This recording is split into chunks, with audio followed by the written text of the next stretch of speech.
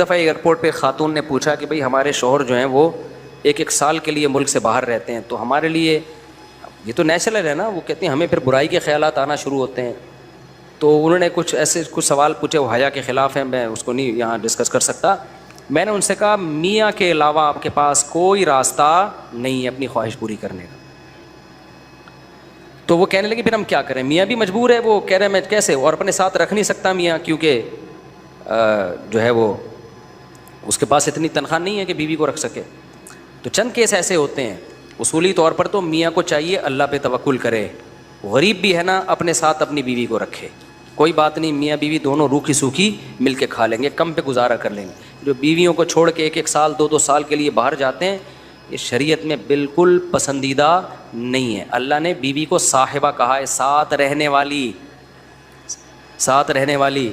مجھے وزیر آباد میں 1 مہینہ رہنا تھا، یہ بات ہوگی 2006 یا 7 کی. انہوں نے کہا کہ 1 مہینہ آپ نے یہاں اسٹے کرنا ہے. بیانات کے سلسلے میں نا مسجد 1 مہینے کے لیے میرے حوالے کی تھی. تو میں نے کہا بھائی میں تو بیگم کے بغیر 1 مہینہ نہیں رہ سکتا، بچے بھی تھے میرے. تو میں نے کہا 1 مہینہ میں نہیں رہ سکتا، مجھے بیگم بچے چاہیے، ان کا بھی ٹکٹ دو تو میں یہاں رہوں گا ورنہ نہیں رہوں گا. تو انہوں نے پھر بیگم بچوں کا بھی ٹکٹ دیا. گھر والوں کے ساتھ رہ لیتے ہیں آدمی تمیز سے، ورنہ بیگم کے بغیر ہمارے لیے تو بڑا مشکل ہے اتنا لمبا عرصہ رہنا. مجبوری میں رہنا پڑتا ہے تو ایک الگ بات ہے، لیکن ہے مشکل کام. چاہے کتنے بھی آدمی کے میاں بیوی میں جھگڑے ہوں نا، نہیں رہ سکتا بھائی. تو 1 سال کے لیے پتہ نہیں کیسے رہ لیتے ہیں لوگ بیگم کے بغیر. ٹھیک ہے ان کی مجبوری ہوتی ہے، میں مانتا ہوں، لیکن اس میں کوشش کرو اللہ پہ توکل کرو. بیگم روکھی سوکھی کھا لیں گے، لیکن اللہ میاں نے بیگم کو صاحبہ کہا ہے قرآن میں. صاحبہ کا مطلب ساتھ رہنے والی. صاحبہ کا کیا مطلب ہے؟ ساتھ رہنے والی. تو اس کا مطلب جب شادی ہو گئی تو وہ پھل ترو کی طرح تمہارے ساتھ چپک گئی ہے. پھل ترو کی طرح اس لیے کہہ رہا ہوں کہ لوگ پسند نہیں کرتے، لیکن اللہ نے اس کو آپ کے ساتھ کیا کر دیا ہے، چپک. اب جہاں جاؤ گے بیگم صاحبہ ساتھ ہوں گی. شارٹ ٹائم کے لیے جانا ایک الگ بات ہے، لانگ ٹائم کے لیے جانا ہے تو بیگم آپ کے ساتھ اللہ نے بولو چپکا دی ہے. وہ خود بھی گناہ سے بچے گی، تم بھی گناہ سے بچو گے. تو اس لیے یہ طریقہ ٹھیک نہیں ہے سال کے لیے میاں بیوی کا دور رہنا. اور پھر خواتین بھی پریشان ہوتی ہیں. تو گناہ کسی کے لیے بھی حلال نہیں ہے. میں نے اس خاتون سے کہا کہ 1 سال آپ کا شوہر باہر ہے، کیا اس کے لیے حلال ہے گناہ کرنا وہاں پہ؟ جب اس کے لیے حلال نہیں ہے تو آپ کے لیے بھی حلال نہیں. تو اللہ میاں نے صرف یہی رکھا ہے کہ ایک دوسرے کی خواہش پوری کر سکتے ہیں میاں بیوی، اس کے علاوہ ان کے پاس کوئی آپشن نہیں ہے. تو اب پھر بھی نہیں آ رہا میاں، تو میں نے ان خاتون کو یہ کہا کہ اپنے آپ کو بزی رکھیں. آپ کیا کر رکھیں بھائی؟ کوئی پازیٹیو ایکٹیویٹیز میں اپنے آپ کو کھپا دیں. ایسی موویز تو ویسے بھی ٹھیک نہیں ہے دیکھنا، خاص طور پہ فحش موویز دیکھنا اور ٹک ٹاک پہ صبح و شام بے حیائی. تو جب یہ انسان کی عادت ہے، جب وہ اپنے آپ کو کسی پازیٹیو کام میں لگا دیتا ہے نا، تو چند دن پھر یہ جھٹکے لگیں گے، اس کے بعد انسان نارمل. کئی لوگ ہیں جو 1 سال گھر سے باہر رہتے ہیں، مجبوری میں بیویاں بھی رہتی ہیں، وہ گناہ نہیں کرتے. وجہ کیا ہے کہ وہ سوچتے ہی نہیں نا اس بارے میں، وہ اپنے آپ کو بزی رکھتے ہیں، مصروف رکھتے ہیں. تبلیغی جماعت میں سال کے لیے لوگ جاتے ہیں. میں تو اس کو صحیح نہیں سمجھتا، بیگم کو، جوان بیوی کو چھوڑ کر جاؤ آپ.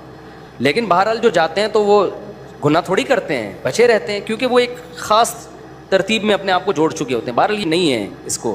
تبلیغی جماعت میں سال کے لیے جا رہے ہو، اگر شادی شدہ ہو بیگم کو بھی لے کے جاؤ ساتھ میں. ہم تو یہی کہتے ہیں تبلیغ والوں سے بھی، بھائی اگر سال کے لیے جا رہے ہو نا، تو یہ زمانہ بہت خطرناک زمانہ ہے. حضرت عمر نے جہاد میں نہیں چھوڑا تھا، تو یا اس کے لیے جو ہے وہ ایجڈ ہو گئی ہے، بوڑھی ہو گئی ہے، ایک الگ بات ہے. لیکن آج کل بہت مسائل کھڑے ہونے کا خطرہ ہوتا ہے. لوگ کہتے ہیں نہیں فلاں سال کے لیے گیا کوئی مسئلہ نہیں ہوا. بھائی مسئلہ ہونے پر حکم کا مدار نہیں ہے، فتنے پر حکم کا مدار ہے، خوف پر. بے پردگی جب ہوتی ہے تو لازمی زنا نہیں ہوتا، لیکن زنا کا خطرہ ہوتا ہے. تو خطرے کی بیس پہ شریعت نے عورت کو پردے کا حکم دیا ہے، سمجھ رہے ہو؟ تو آپ اپنی بیگم کو 1 سال کے لیے، جوان بیوی ہے، اس کو چھوڑ کے چلے گئے، تو ضروری نہیں کہ وہ برائی میں لگے، لیکن برائی کا خطرہ ہے نا. تو خطروں کی بیس پہ احکام دیے ہیں شریعت نے. برائی کا یقین ہو پھر تو بالکل ہی حرام ہے. تو خطرے کی بیس ہے، خطرہ اس بات کا. اس لیے اتنا لمبا بیگم کو چھوڑ کے جانا ٹھیک. اور میں آپ سے بتاتا ہوں، دیکھو جس کو بیوی کے حقوق دینے ہو نا، اپنی بیٹی کو سامنے رکھ کے سوچ لے. آپ یہ چاہتے ہو کہ آپ کی بچی کی شادی ہو اور داماد اس کو 1 سال کے لیے چھوڑ کے چلا جائے، تو آپ اپنی بیٹی کے لیے پسند کرو گے اس بات کو؟ تو جو اپنے کے لیے پسند نہیں کر رہے، دوسروں کی بیٹیوں کے لیے کیوں پسند کر رہے ہو اس بات کو؟ بھائی یہ تو غلط ہے نا. تو اس لیے یہ اچھے لوگوں کی علامت نہیں ہے. ہاں تبلیغ میں اللہ کے لیے قربانی دے رہے ہوتے ہیں، لیکن بیگم کو بھی لے جاؤ یار. سمجھتے ہو کہ نہیں سمجھتے؟ یا پھر شادی کے بغیر پہلے سال لگا لو، شادی کی ہے تو پھر بیگم کو ساتھ لے کے جاؤ. تو بڑے مسائل کھڑے ہونے کا خطرہ ہوتا ہے آج کل. تو اس لیے اس میں جب، اور اگر نہیں ہے کوئی صورت نہیں بن رہی ہے تو پھر اپنے آپ کو مثبت ایکٹیویٹیز میں اتنا کھپا دو. تو میں آپ کو گارنٹی سے کہتا ہوں چند دن چند مہینوں کے بعد آپ کے دماغ سے وہ خیالات نکل جائیں گے. تو آپ مصروف کر دو گے اپنے آپ کو، لیکن اس بیس پہ آپ کے لیے کوئی بھی گناہ حلال نہیں ہے، گناہ حلال نہیں ہوگا آپ کے لیے. اچھا بھائی، طاہر شمیر رحیم یار خان انٹرچینج سے جب بھی گزر ہو میرے پاس کھانا کھا کے جائے. ٹھیک ہے انشاءاللہ، صلو علی الحبیب. چلیں کبھی گزریں گے تو. لیکن وہی ہے، کسی سے ملاقات نہیں کروانی، سیدھا کھانا رکھ دینا ہے، اصرار نہیں کرنا. ہماری مرضی، کھانا کھائیں نہیں کھائیں، نکل لیے پھر ٹھیک ہے. ایسی دعوت ہمیں بہت اچھی لگتی ہے. دیکھو مجھے وہ مہمان اچھا لگتا ہے جو بے تکلف ہو.